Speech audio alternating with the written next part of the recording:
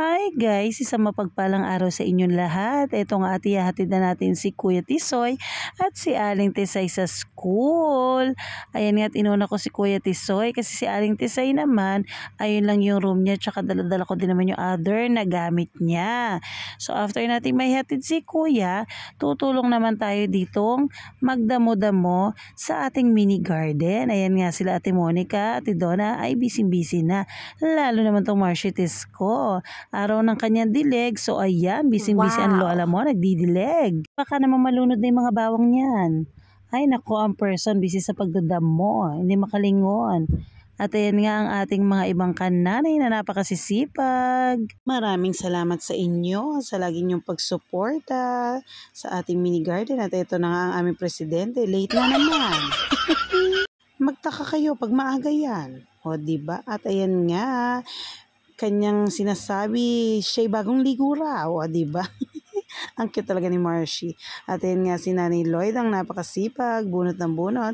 After that, hinatira natin ng lunch ang ating mga kiddos. Ayun nga si Aling Tisay, kumakain na. Sus mio, intay ako na intay sa manggahan. Napakatagal, kay Kubad talagang kumain ng batang itay.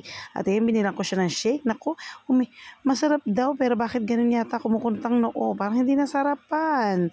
At eto na nga, nakauwi na tayo sa bahay. Another day, another pearl sir. Na ano na at ayan. It's chikahan time with Daddy Yo. Ayan nga ang aking asawa, kadarating lang galing sa work.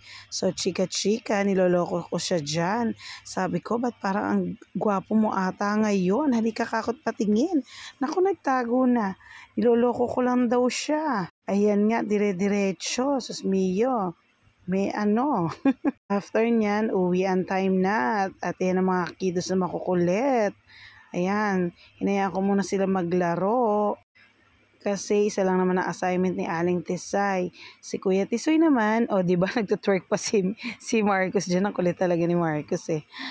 Si Kuya Tisoy naman may exam for tomorrow.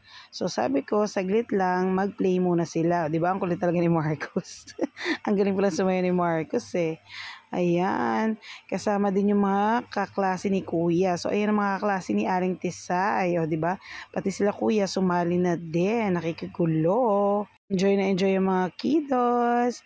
Maraming salamat po sa patuloy na pagsuporta at sa panonood sa aming mga videos.